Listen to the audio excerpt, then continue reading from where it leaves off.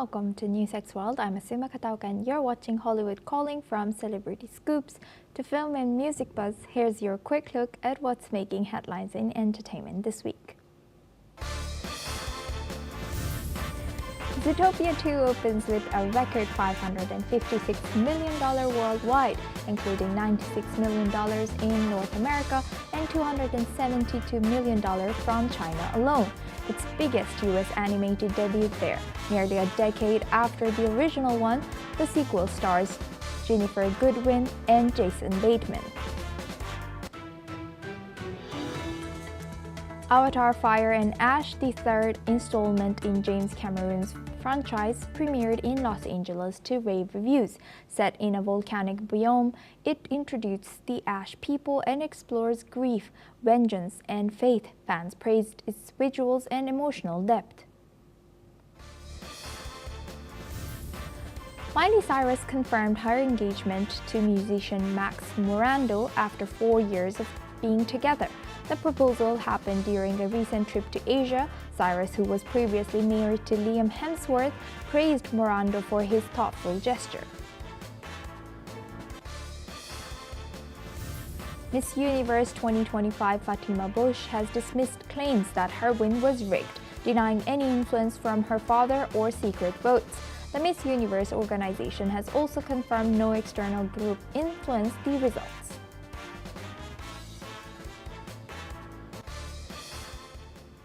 Now, Life of Pi actor Suraj Sharma is back in India for the premiere of his new film, This Tempting Madness. The film is a psychological thriller inspired by true events. The story follows Mia, played by Simone Ashley, who awakens from a coma after a near-fatal fall. Gravely injured and unable to fully recall her past, she learns that her husband is missing. As her fractured memories resurface, Mia becomes confused and overwhelmed by a surge of emotions. In an exclusive interview with NewsX senior editor Uday Pratap Singh, Sharma talks about his experience signing the film and being back in Goa, India for the film's premiere at the International Film Festival of India. Let's cut across. Hello and welcome. I'm Uday Pratap Singh. You're joining us on this special interview on NewsX and NewsX World. We are in conversation today with a well-known actor who's, of course, not just wowing us in India, but across the world, in Hollywood too. I'm talking about Suraj Sharma. Welcome, Suraj. Thanks for being with us today on NewsX and NewsX World. Thank you so much for having me, Uday. Great to have you back in India, and of course, with a special film. So let's just talk first about This Tempting Madness. I saw, of course, the kind of great response you got in Goa. Having the premiere at IFFI, how was the response to your screening there, and what was the experience like being back in Goa and India?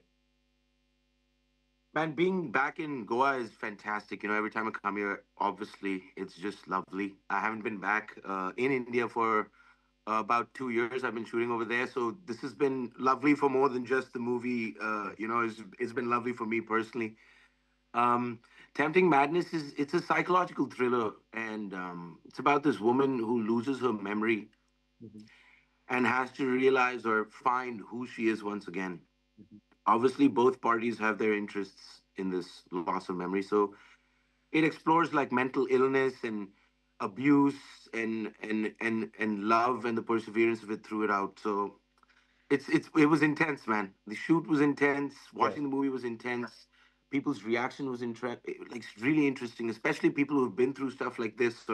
And that, by the way, is, you know, I read the stats and stuff, man. 36% of Indian women are going through something like this. So, you know, like, even if you're not directly involved or something like that, there's a lot of people who get, who are privy to this world. So it affects people, you know. And it was a privilege to work on such a thing, man. Yes. What was the kind of response you got from the people who watched it? Obviously, for an actor, for the filmmaker who was also there, Jennifer, I'm sure you must have been gauging the kind of response from the people in the theater.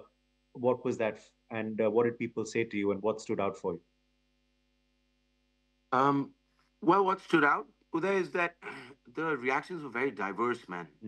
Like, you know, sometimes you tell a story and then people have to sit with it and think about it. And a lot of people came and they were very congratulatory, but then a lot of people were like, they couldn't speak.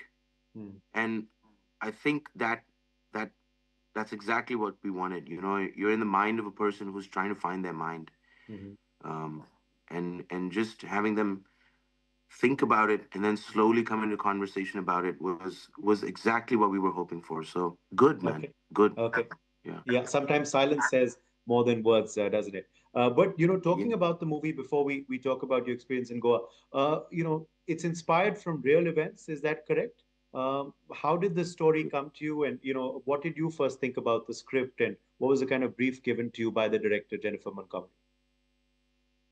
Well, essentially, dude, I got the script, I read it, and it was already a page turner. The twists in it are quite intense. Hmm. So I already liked the script before I knew it was based on it was inspired on a true story. So that made it Okay. all the more like, wow, this really happens. You know, Yeah. making up a story is a very interesting and great thing. But sometimes when you just are that much closer to reality, it just strikes you as more important in a way. You know, and then working, of course, with Simone Ashley, who's doing such a good Yeah. job with Bridgerton and all these things.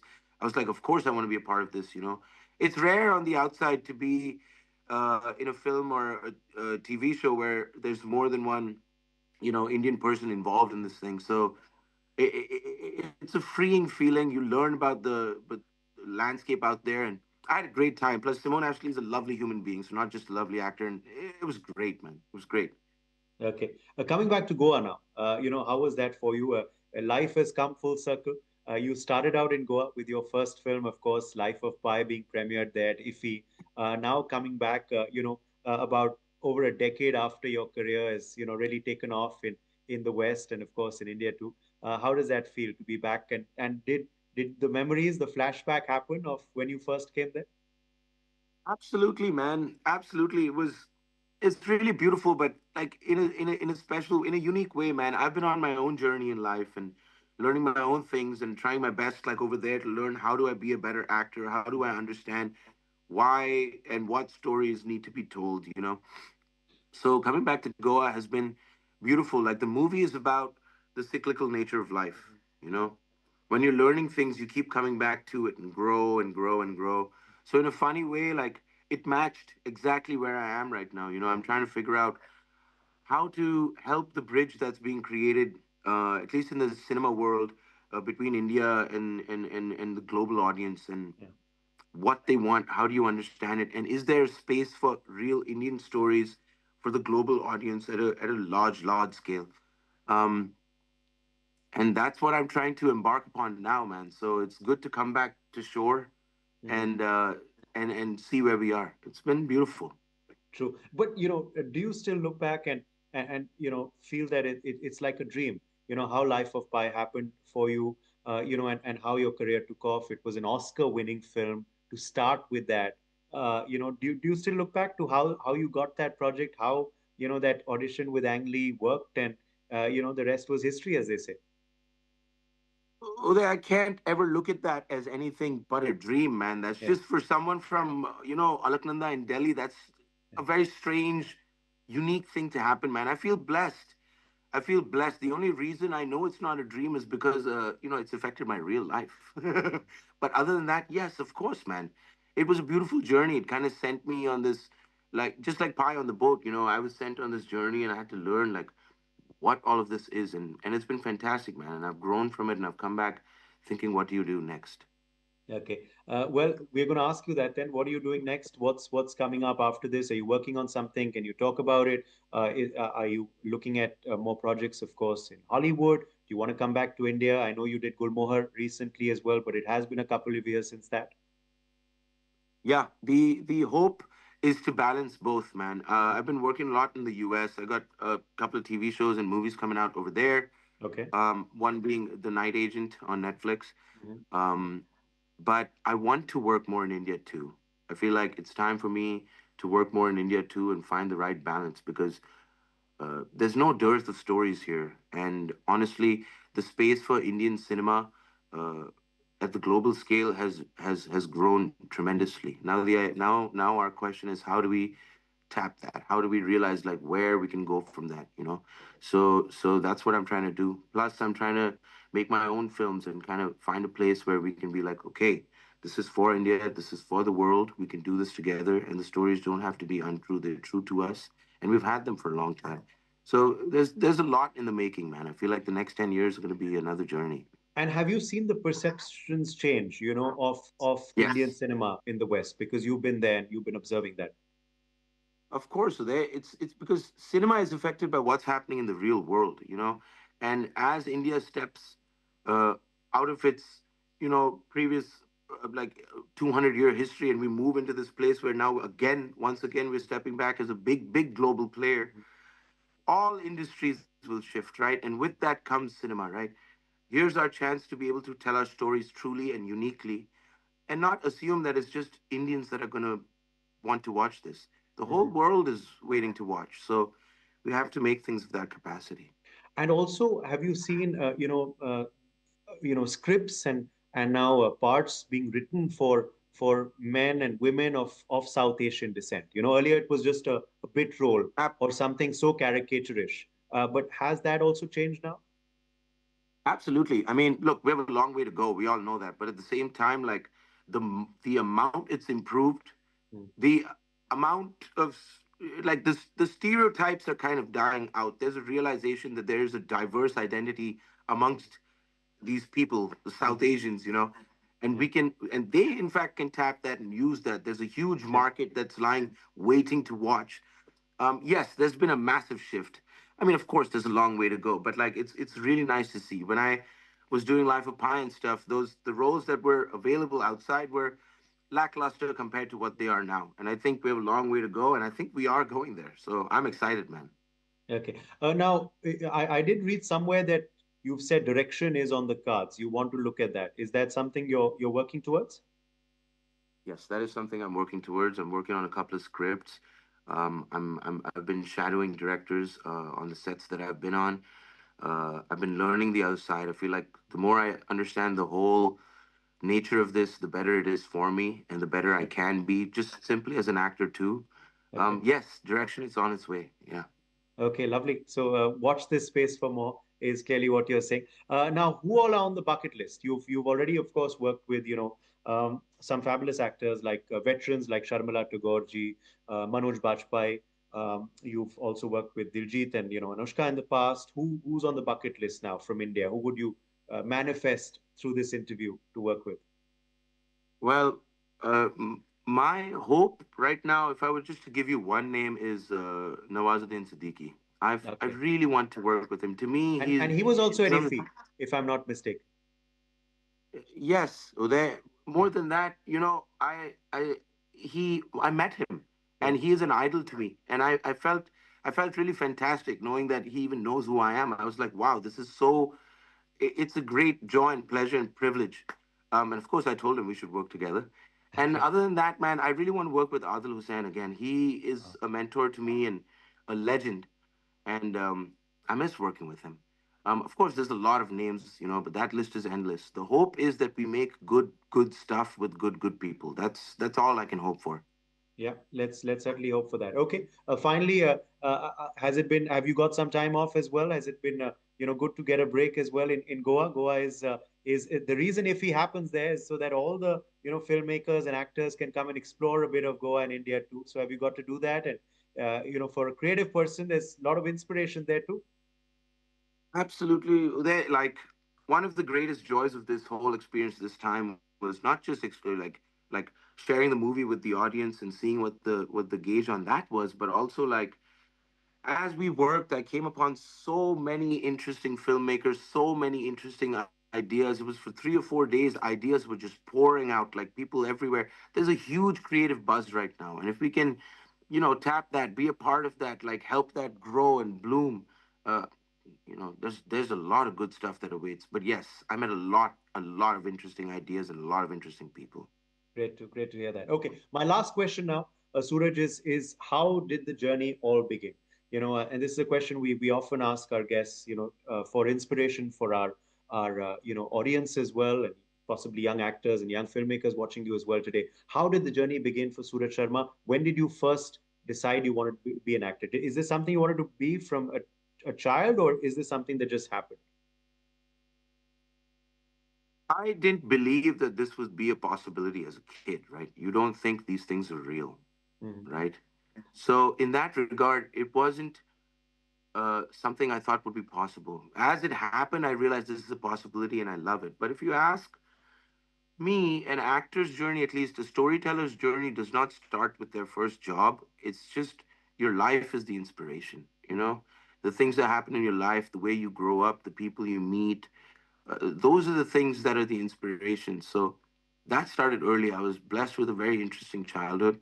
Mhm. And then, becoming an actor really helped support this whole thing. So yeah, the inspiration would be that all the inspiration is always around you, and don't forget it. That's all.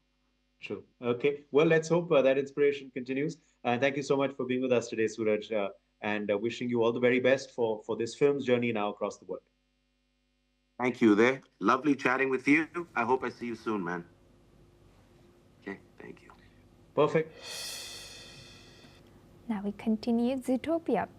Disney's Zootopia 2 has stormed the global box office with a record-breaking $556 million debut.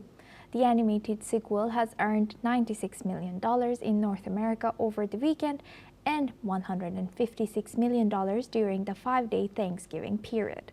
China has accounted for nearly half of the global total, ranking in $272 million, the biggest opening for an American animated film in China. The original Zootopia was also a hit in China, and Shanghai Disneyland now features a themed land from the franchise.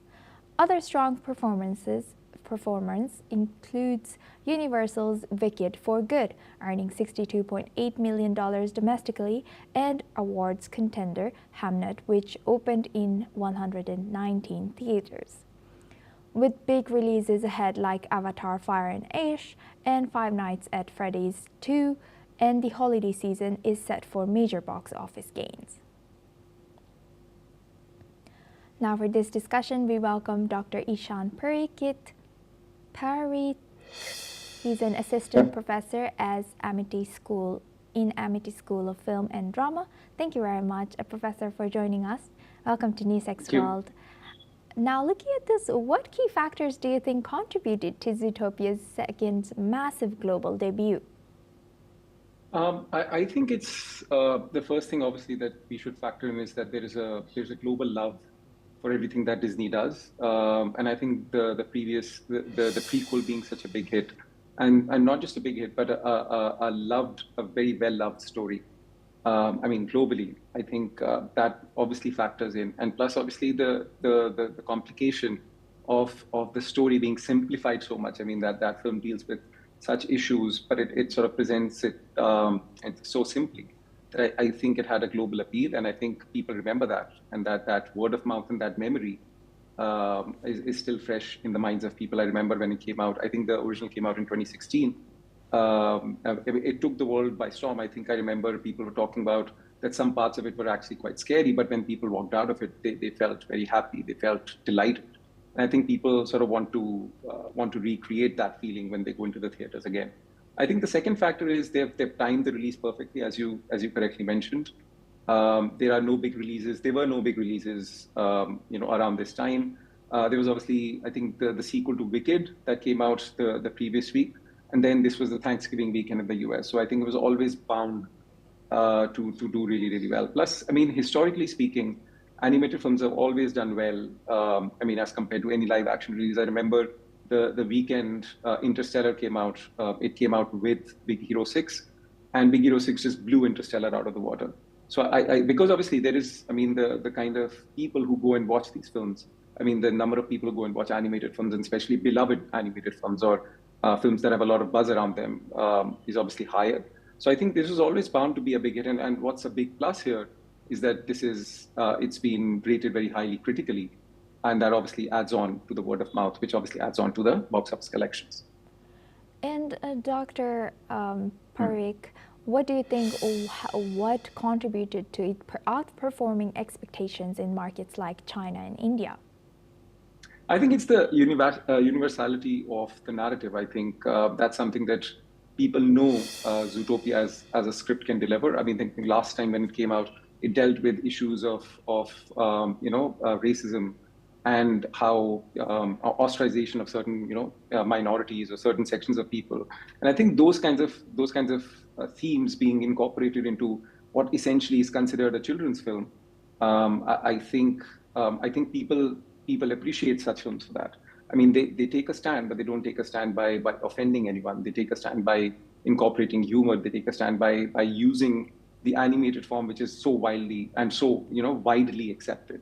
So I think that's Yes. one of the reasons. I think the universality of the narrative, the universality of the themes explored, will obviously always work well when something has to be translated and exported to everywhere. I mean, I saw something on social media the other day that people are taking their pets to watch Zootopia in theaters, and I think that speaks for itself. I mean, people want that kind of big cinematic experience, and it's made for a big cinematic experience, but it also has something that it delivers in terms of good content, good thematic content.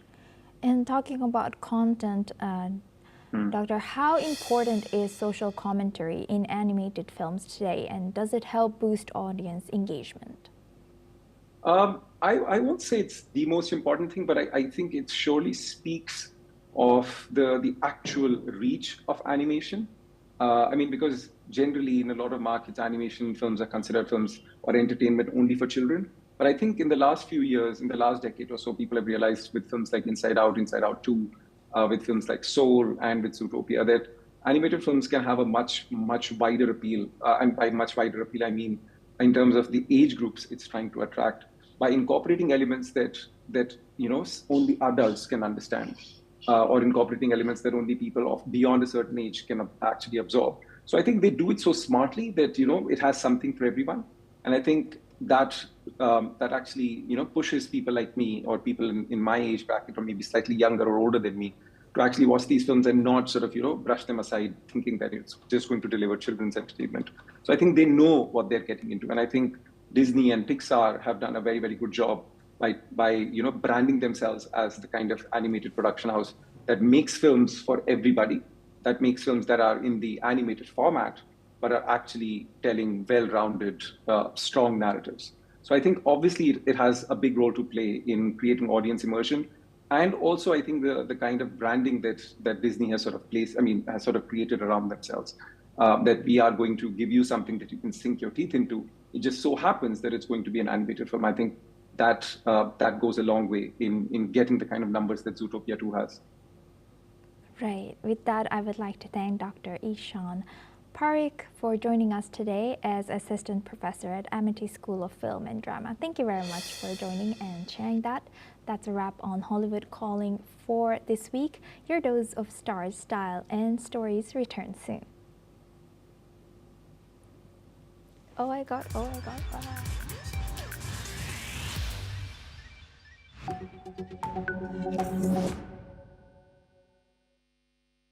The establishment of new